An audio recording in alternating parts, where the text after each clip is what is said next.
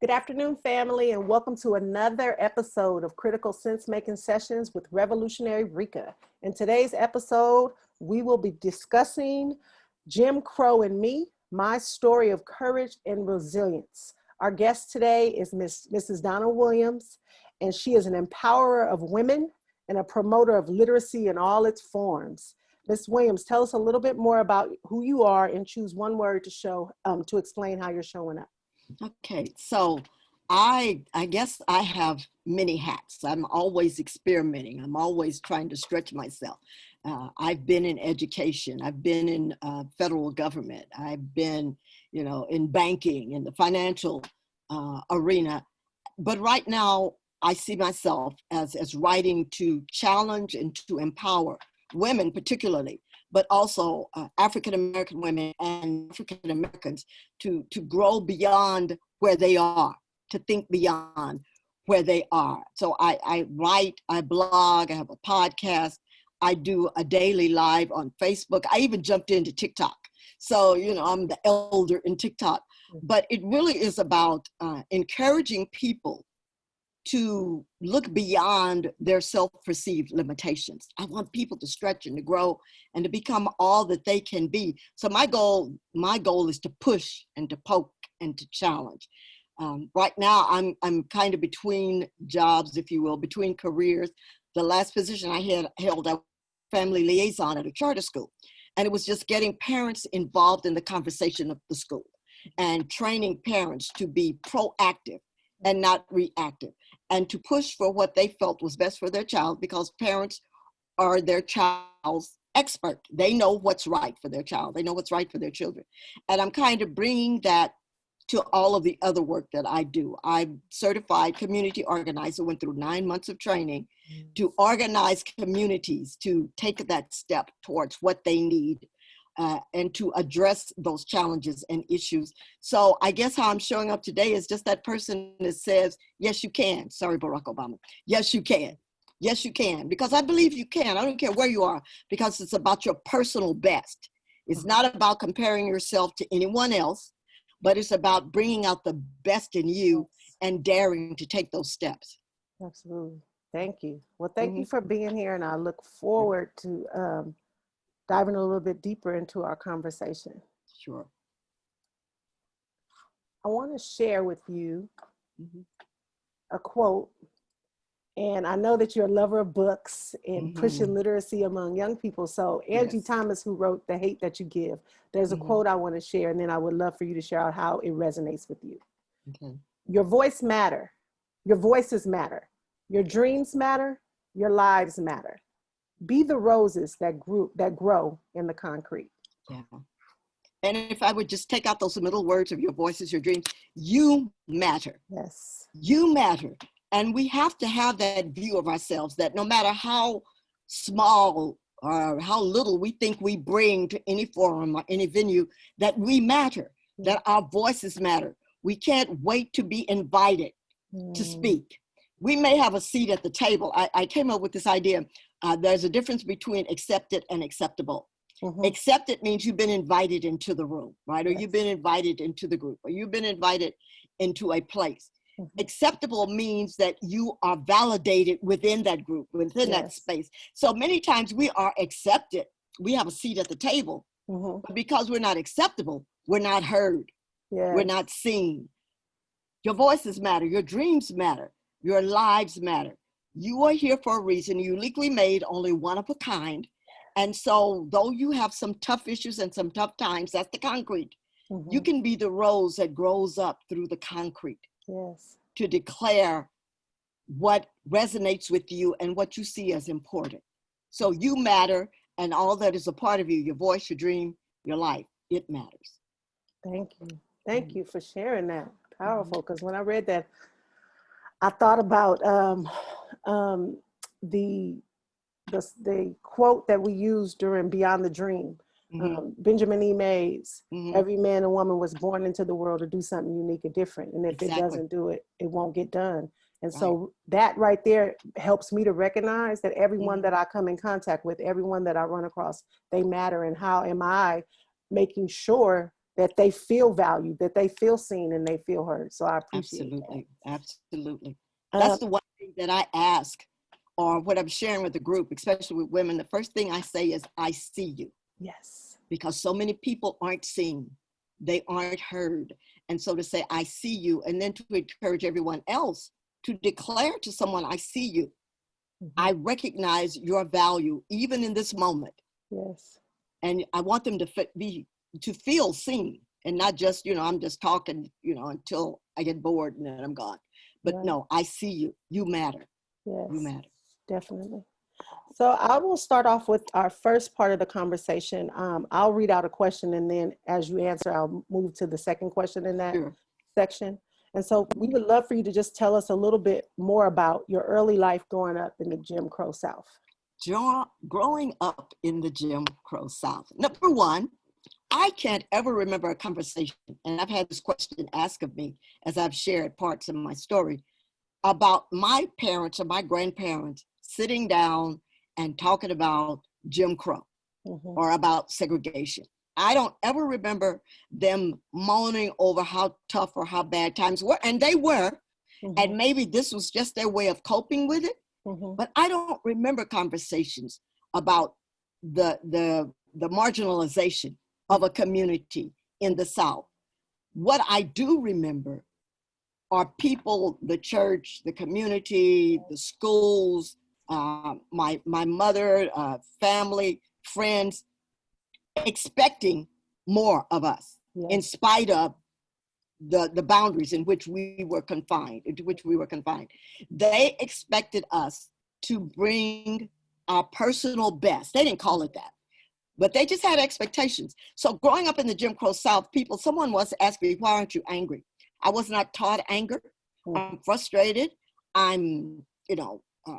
There are times when I'm irritated. There are times when I'm like, what in the world? How can you? But I was not taught anger. I was not taught by my parents or my grandparents or the community anger. And I'm sure they were angry. And there were times when that anger came out. But most of all, we were taught how to thrive when it didn't make sense. When it didn't make sense to have hope or dreams.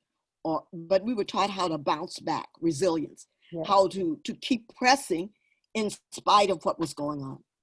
I talk about the gift of segregation, and people go, the gift of segregation? What are you talking about? That gift was the fact that we had each other. Didn't always get along, but we were there for each other. My teachers looked like me. My teachers understood what I was going to have to deal with because they had gone through it before me.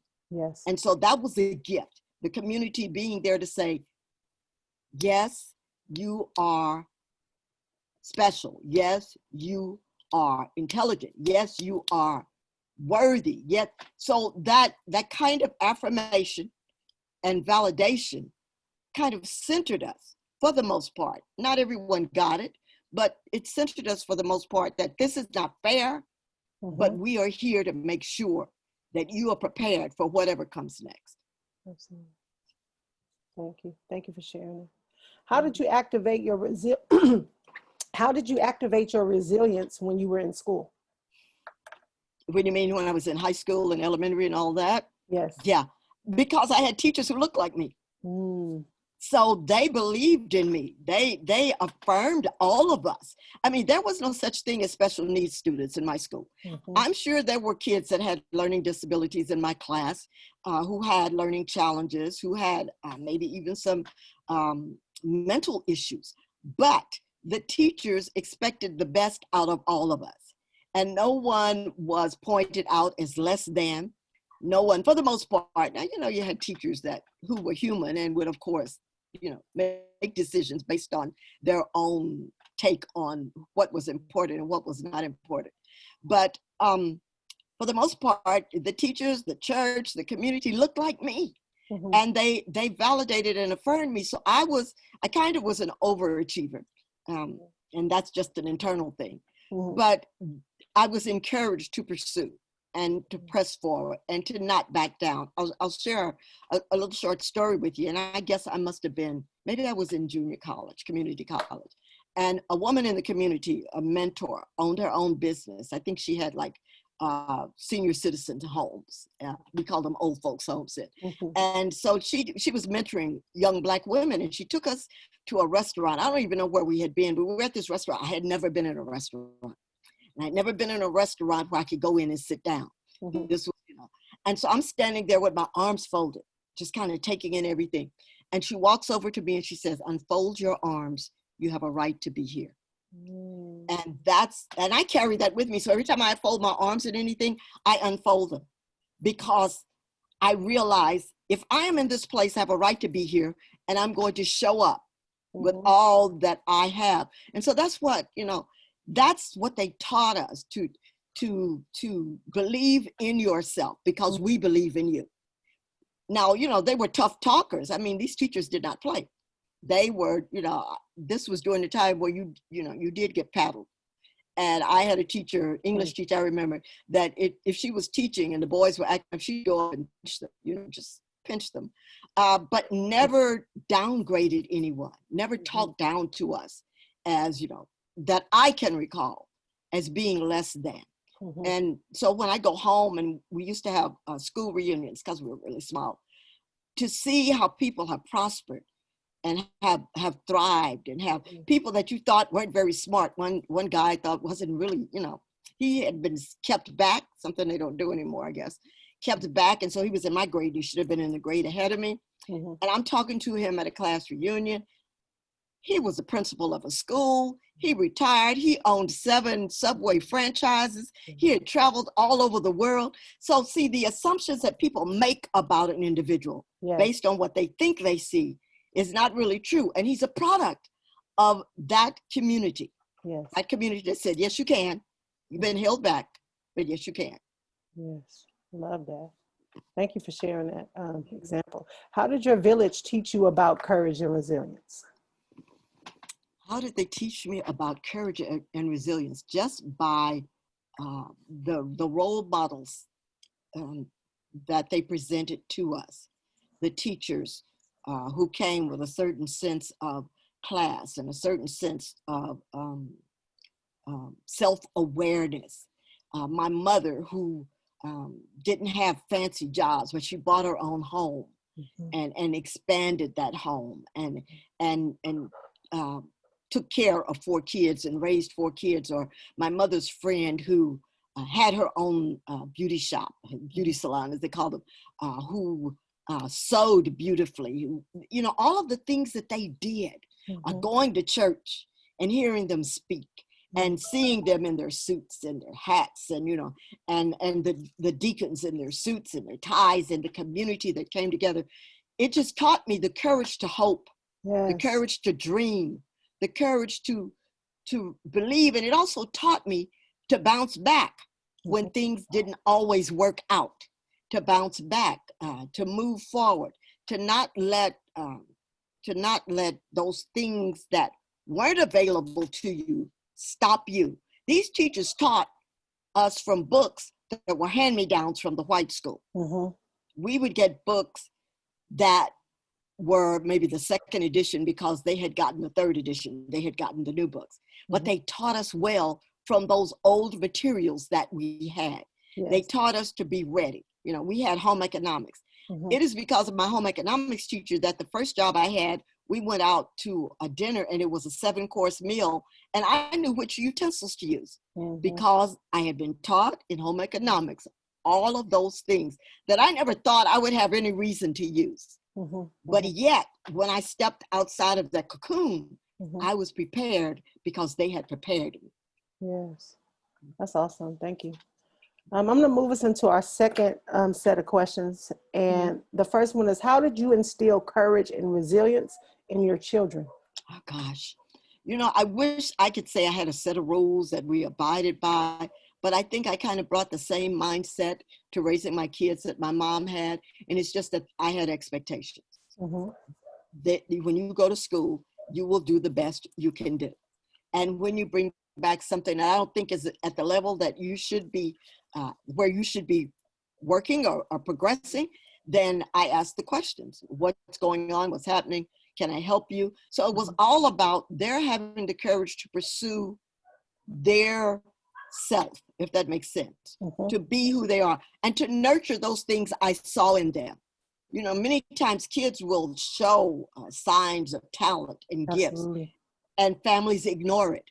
They don't Mhm. pay attention to it. They don't nurture it. Mhm. They don't encourage it. Mhm. And so what happens is the child just doesn't pursue it because Mhm. no one has said, you know what, I see this in you. And to the best of my ability, I'm going to make sure that you grow and you thrive in this. And so when I saw those things, and I would just speak it. Now, whether or not they wanted to go after it was up Mhm. to them. Right. But to say, okay, I'm going to see if I can get you in this class or get you with this person so that you can grow more, because I don't have the skill set to Mhm. develop that in you. But wherever I can find it, wherever I can push you into it, then that's what I'm going to do. Thank you. The second question, how did your academic experiences inform the way you engaged in your children's education? Education was always key in the African American community. I don't know that is as key or as important today to our community as it once was. Mhm. The press is not on to impress on our community, our kids.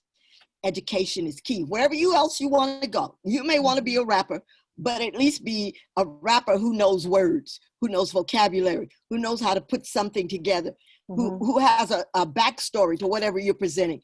Whatever you go into, you may go into sports, you may go into music, but be that person that can read the contract, Mhm. that understands the contract, that Yes. can have the conversations with whomever you're doing business with, can understand what's being presented to you, knows how to ask the right questions. So education is key. We came out of slavery Mm. illiterate because we didn't know how to, we were forbidden to read and write. Yet there were those who learned how to read, who learned how to write, who were taught how to read and write. And so that was always impressed down through those generations. Education is key, education is key, education is key. It's important. And so for me, that's the same thing. Education is key. I Mhm. don't care what field you go into, be prepared to step up as that person who has knowledge, who understands.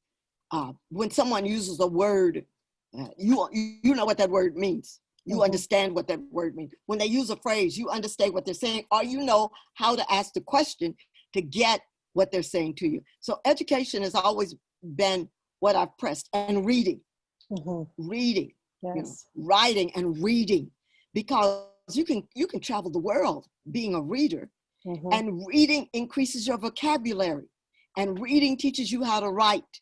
So it's all about education. That is paramount, regardless of any field that you go into, Mhm. that you have become that person who has, and it doesn't mean going to school and going to Mhm. college. Some people can't afford it, but you Mhm. can still educate yourself. There are people in Absolutely. prison who went into prison illiterate, Yes. but come out knowing the law, Yes. knowing how to deal with different things simply because they educated themselves Mhm. while behind bars, because they knew once I get out, Mhm. this is going to equip me for Absolutely. next.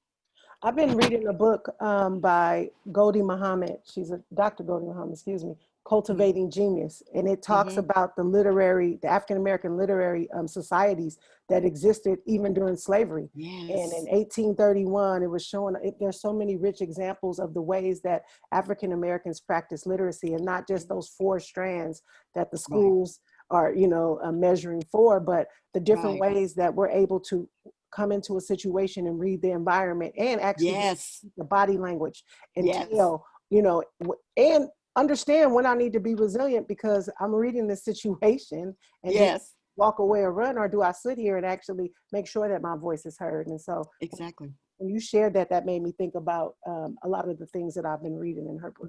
And I think maybe going back to my community, they kind of taught me that, Hmm. to pay attention, to understand. You really had to pay attention because you were in the Jim Crow South.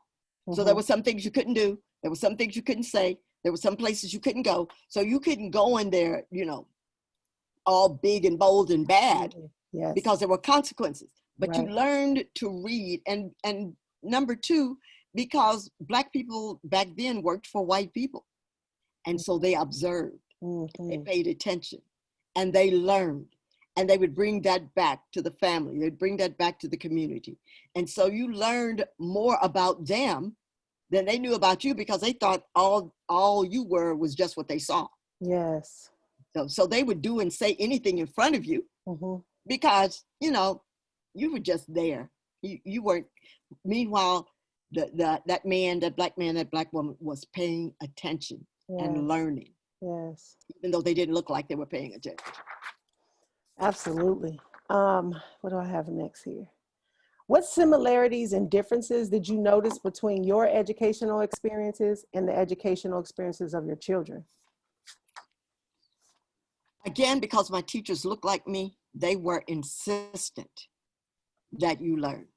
I can remember I was in an algebra class, and I remember this to this day. My algebra teacher, actually, we're sending cards to him because he's turning 95 next week, and his daughter wants us all to send cards to him. But I can remember the algebra class was in the afternoon, and I fell asleep in that class. I don't know why I fell asleep. I fell asleep. I was an honor roll student, but your deportment had to be good in order to make the honor roll. Deportment meaning your behavior in the class, right? So you got a grade in deportment. See, another thing how you learn that your behavior has consequences.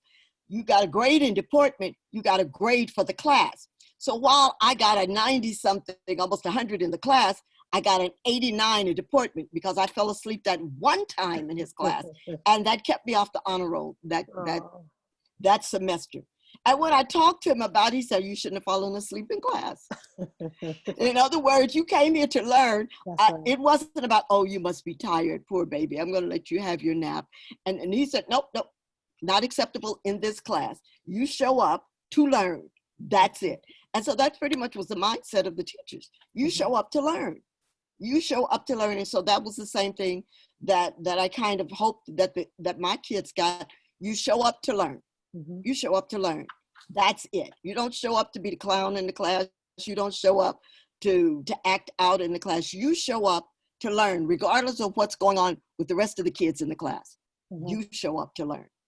And as I talk with people currently about education and just the approach to education that's still in place from 200 years ago? Yeah.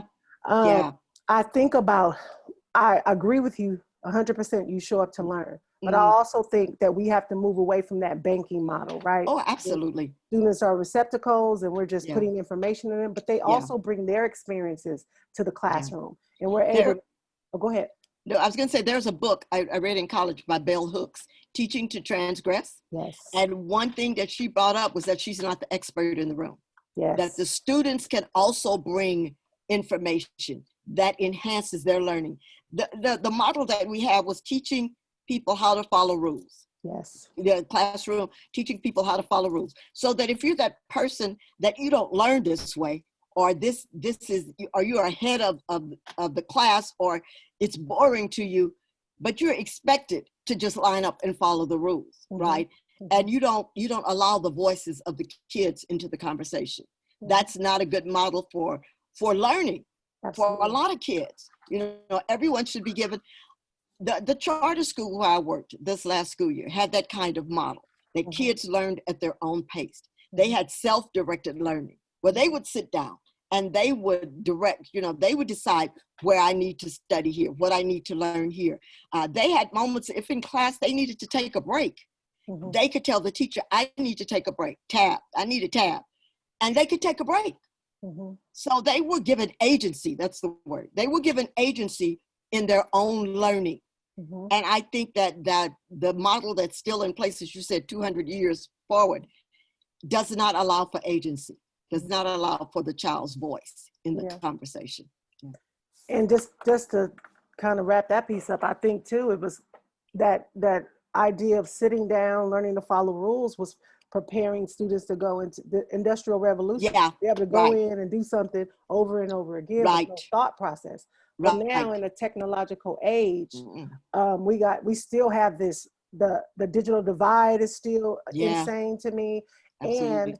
And I have been promoting in some of the initiatives I was working on around equity, this idea of teaching coding the same way we teach English. Yeah. And those kindergartners can come into kindergarten, Absolutely. knowing how to work iPads better than most adults and some of the Yes, technology. And so I think that is something we need to pursue in education. absolutely. And even if we can't do it within the school system, to have someone in the community that Yes, has the knowledge to yes, just prepare, create something for the kids to yes, learn. Because once kids get it, they've got it. And yes, they can begin to build on that. Sometimes they outdo the person that taught them yep, because they just have that kind of, but if people have that resource, have that information, have that experience to bring it back yes, and to invest in those kids so that they at least are beginning to enter into a level playing field. yes, yes, absolutely. Thank you. Mhm. So I'll move us into our third section of third set of questions. And that first one is, I would love for you to share one lesson that you learned during the Jim Crow era that is still relevant today. One lesson that I learned: read the room. Read the room. In other words, know what's that old song? You got to know when to hold them and know when to fold them. Yes. Read the room. Understand where you are before you say anything. Figure out what's happening, what's going on, what's the conversation, who's the person that's likely to push back. Be prepared for the pushback, but read the room. Yes. Whenever you step in there, step in it and bring your best self. Mm-hmm. Bring your best self. When you step into a room, look like you belong there, Mm-hmm. right? That's what we had to learn. Look like you belong there. Don't hang back and hope that somebody notices that you are there. Look like you belong there. Step into the room, read the room, and then use your voice. Use your voice. Don't allow anyone to define what you should and should not do, what you should and should not be. You determine that yourself. Yes. Because if you allow someone else to define you, then they get to write your story. Yes. They get to write your story and write your own story.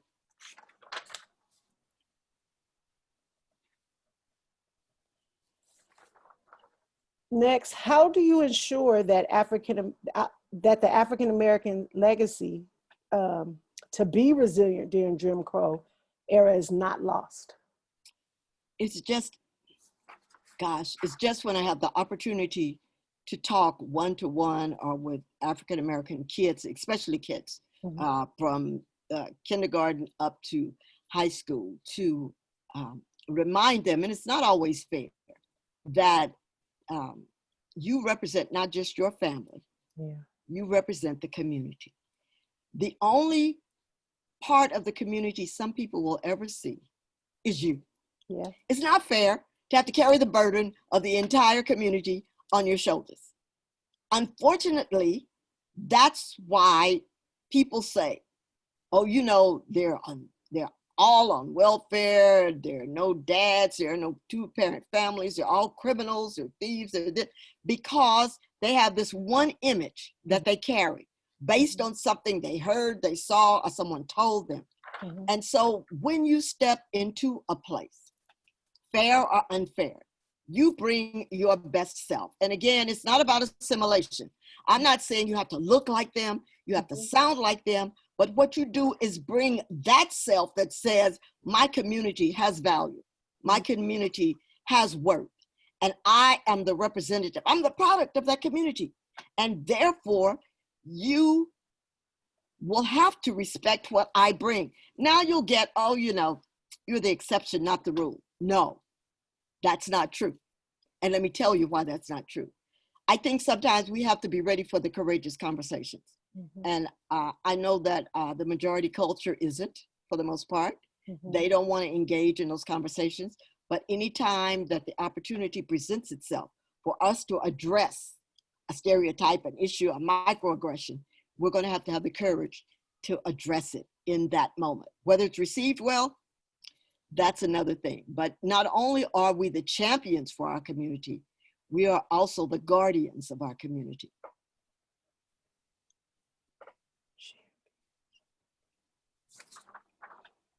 And then lastly, if you could choose one African American who had the most significant impact on you, who would it be and why? I have to admit, that was a tough tough question because coming of age in the Jim Crow South meant there was Martin Luther King, and then there was Stokely Carmichael. I can't remember his African name now. And then there were all these other voices out there, you know. And I really had to think about it. I didn't know much about the women. That's an issue. We should have known more back then about the women, the Ella Bakers. We should have known more about them, the Fannie Lou Hamers. I knew a little bit about Fannie Lou Hamer. The women that were also heavily involved in the civil rights movement. We should have known more about them, but the men were at the forefront, the Kings, the Abernathys, even the Montgomery bus boycott, even though Rosa Parks took the seat, there was this black leader, E.D. Nixon, that, you know, was championing it. You know, he was the mastermind behind it with Dr. King, and they just kind of pulled Dr. King into it. Here's the thing. I really had to think about that. Who impact? And you know what? I went back to 26-year-old Donna, who discovered the book, I Know Why the Caged Bird Sings, Maya Angelou. And I followed her from book to book to book, from work to work, admired that she had the courage to do whatever she wanted to do. Yeah. She was an activist, she was a dancer, she was a performer, she was a writer, she was all that she wanted to be. She traveled and went to different places, no fear, having been raised, you know, out of that environment and out of that moment when she didn't speak for years. But all of those things made her who she is, and she dared to speak her voice based on her experiences. So it was kind of like that I'd never seen that in an African-American woman. Really, you know, I'd seen it in my, you know, in my community, my mother and her friends and all of that, who were, you know, they didn't take no stuff. But I'd never read of an African-American woman doing that. You know, again, hearing about the men, not hearing about the women. And when I read that first book, I said, oh, I have to follow her. I have to see what she's up to. I have to discover what makes her tick. I don't have the same kind of courage she has, but I'm looking for some clues. I'm looking for some. And so I guess if anyone had an impact on me, it was that book. It was her book. And then tracking her down through the years and watching her and the things that she wrote and the things that she did. Thank you. Thank you for sharing that. That's powerful. So our final set of questions is to share out a little bit about what you may be doing currently. And so I would love for you to share anything you are doing to help others learn about the contributions made by African Americans during the Jim Crow era. So there are a couple of things. Number one, and I laugh when I tell people this, that I jumped into TikTok. And I've just been doing little videos, 1-minute videos about my experience of growing up in the Jim Crow South. And I've had really good feedback, no negatives. I think I had a couple of negatives. And I responded gently, and then they kind of deleted themselves from the comment.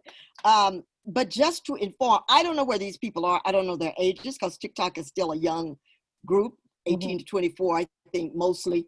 And the elders are beginning to invade, you know, the millennials are moving in, and the baby boomers are moving in as best they can. But I did that just to get people to think that Jim Crow was not so long ago. That you have someone that's talking about it today. And you say, well, the Civil Rights Act was in 1964, 65. Well, that was not that long ago. Anyone born in 64, 65 are just in their 50s.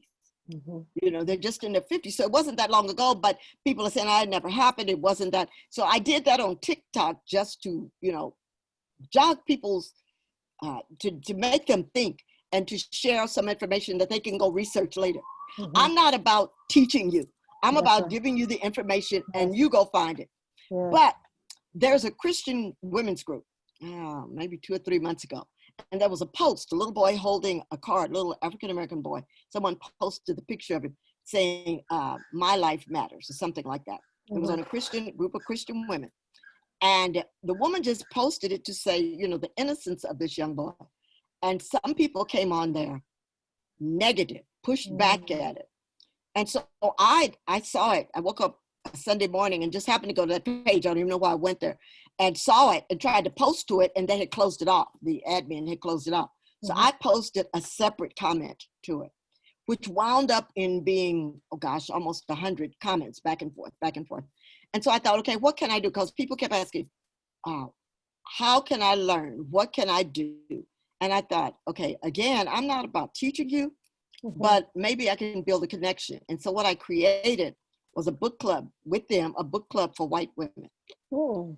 And we have been meeting now. I had almost 20 women say, yes, I'll be part of the book club. Yeah, yeah. But when we got started, I expected attrition, and they dropped off. So I think I have a woman in Nebraska, 2 women in Michigan, one woman that's a member of my church that I mentioned it in a women's meeting, and she wanted to be a part of it.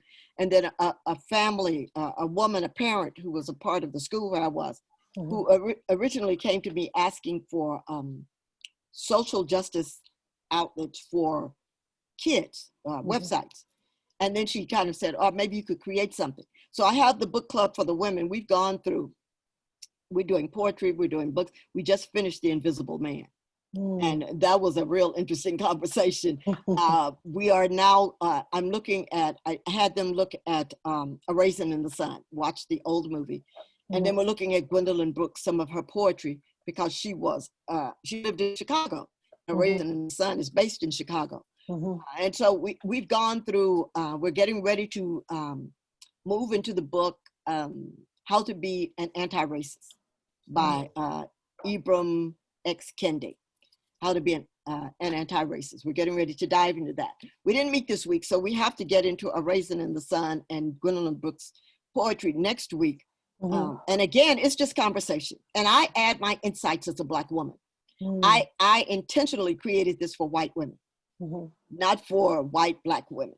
I intentionally did it because I want them to read the materials, to give their thoughts. And I told them, now, look, you need to understand, you're getting the gentle contribution.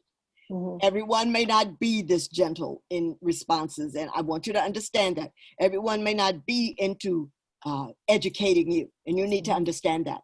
But this is a safe place to have these conversations for you to say, and if you say something that is maybe contradictory to my experience, then I'll address it and we can talk about it. So I created that book club, and then I also created a book club for kids to read through different books about events. I call it Events Along the African-American Timeline in America.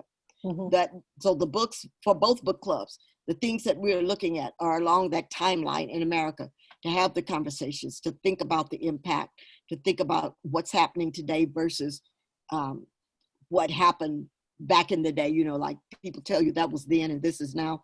That's no longer the way things are. And yet you read a piece that talks about protest and riots back in the 50s, 60s, 70s, you know, and you measure it against today, and you're going, why is the same thing happening today?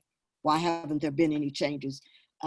So yeah, I've done that. And those two right now, that's the crux of how I'm reaching out, is just, and I'm not pushing for it to grow, although I'm thinking I need to begin to build on it, especially with the kids, because the kids are all kids, regardless of ethnicity, because I believe our kids don't know our history like they should. They don't know. So what I do with their book club is that I read the book, and then I send an email to the family saying, okay, this is what we read. This is what the questions I raised.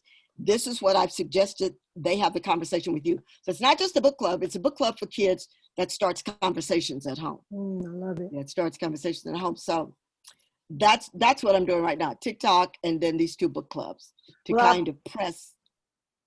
And I appreciate your emphasis on gentle, because that's a lesson I learned through you, correcting love. Yes. Because I can be passionate, and I think sometimes it may seem confrontational, but I did learn to kind of make a gentle answer. And then I realized that the conversation can actually be fruitful when you do that, because before it was just like this back and forth battle. And so I do appreciate learning that from you. Yeah.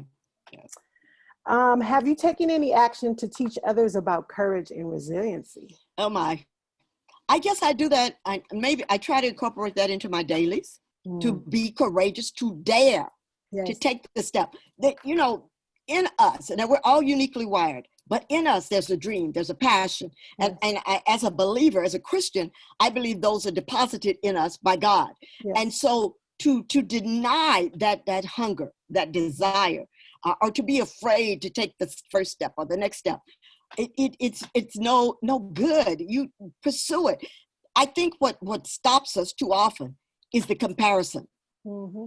They're doing big things over there. How dare I think that I can also do the same thing? Now you're not trying to do their thing. Right. You're trying to do your thing. Yes. And your thing will be completely different from theirs because you're not like them. You're not wired like them. And so I'm always insisting, whether it's in my small group, my church small group, or by having conversations, I had conversations with two friends who were Latino, and the press was internal liberation. Yes. Discover who you are internally so that you can then present yourself to the world. Because if you don't know who you are, you will not take that step. So you've got to discover, you've got to turn inward. Yes. And I told them you have to start in the basement. What's all that clutter in the basement? Ooh, what do you need to get out of the basement? And what's in the living room that shouldn't be in the living room? Yes. So it's all of that. You know, we've got a lot of clutter in the basements of our lives. Absolutely. That we keep carrying around and carrying around and carrying around. You know, like we all have junk drawers, right? Or we have closets full of stuff that we know we haven't looked at that stuff in 2 or 3 years, 5 years, but we still carrying it.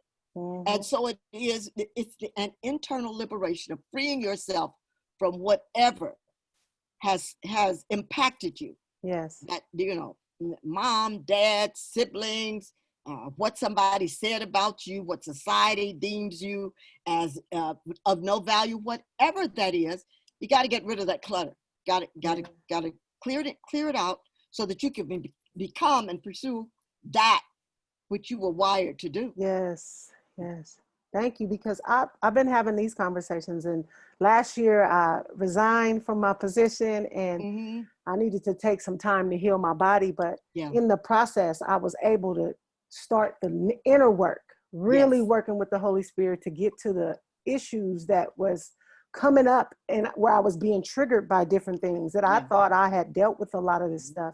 And so after, I think in March, all my old trauma surfaced. And it was just raw. And so I went to my grandmother's house and sat, and we talked for 4 hours. Wow. It was talking, it was some crying in there, and it was her just really sharing her own experiences, and then the Holy Spirit interjecting. And it was so powerful. When I left there, I felt like she had sewed up the wound, but it's still healing. And then she passed 3 months later. And so when I saw God working in that, and in some of the conversations we had when she was in hospice, I said, and so then I interviewed, or I conversed with someone from high school, and we were talking about, you know, a lot of people, how the world will tell you, oh, I see this in you, you should be this thing, and you're going to be that, and you're good at this. And unless you do that inner work, the Holy Spirit cannot reveal or confirm what your purpose is. And so as I'm doing all this work, and I'm listening, and I'm conversing with other Christ-minded people, I'm really being affirmed and confirmed on all the stuff God has been I've been dealing with my whole life, but over this process of me doing that inner work in the last year. If you listen to every word that people bring to you, and even in the church, you know, there's that word of knowledge. God told me to tell you. Okay, I don't mind that, but I need to know that God had already been talking to me about that. You're actually confirming something God already said to me. Not bringing me something fresh, and now I got to turn to God and say, okay, can you validate this? Can you? You may see something in me that you're saying is so, but I still need to know that this is what I am to pursue. Because people tell you should do this, I see this, that. You'll be all over the place, all over the place, and not making an impact anywhere. Absolutely. Just, you know, here, there, and everywhere, but making no impact. Thank you. And so lastly, have you created any resources that counteract oppression? And I know you talked about the book clubs, which you are working on some of that, but any other resources? I blog. Okay. And so I blog my insights. I think I have a podcast. And I blog about, you know, growing up Negro. And I blog about being Black, you know, not only being Black in America, but aging in America as well, but being Black in America. I have not really focused that much on putting together a resource that says um, say it loud, I'm Black and I'm proud, other than just, whenever the opportunity presents itself to share and to encourage and to support.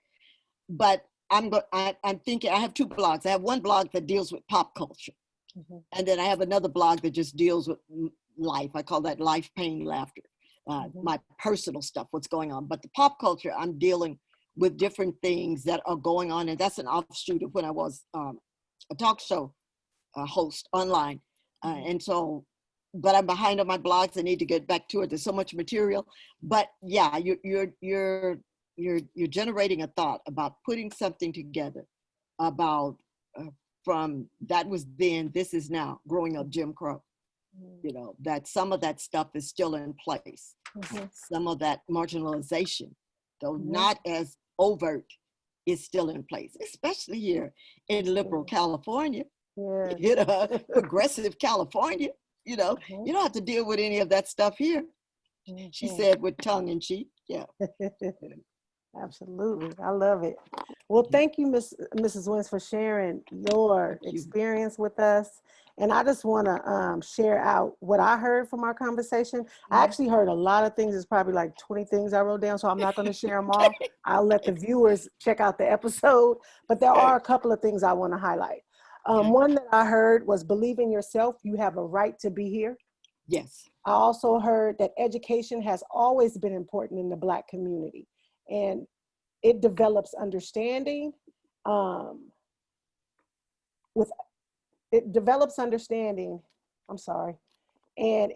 reading and writing is essential to thriving in life. Yeah. I also heard you say the importance of learning through observation. And so you also said when you bring your best self into the room and read the room, but use your voice and write your own story. And I thought that was really powerful. The idea when I created these critical sense making sessions was to create a space for just normal everyday people who haven't shared their story, who haven't been invited to tables, to come and make critical sense of some of the things that they're struggling with in society.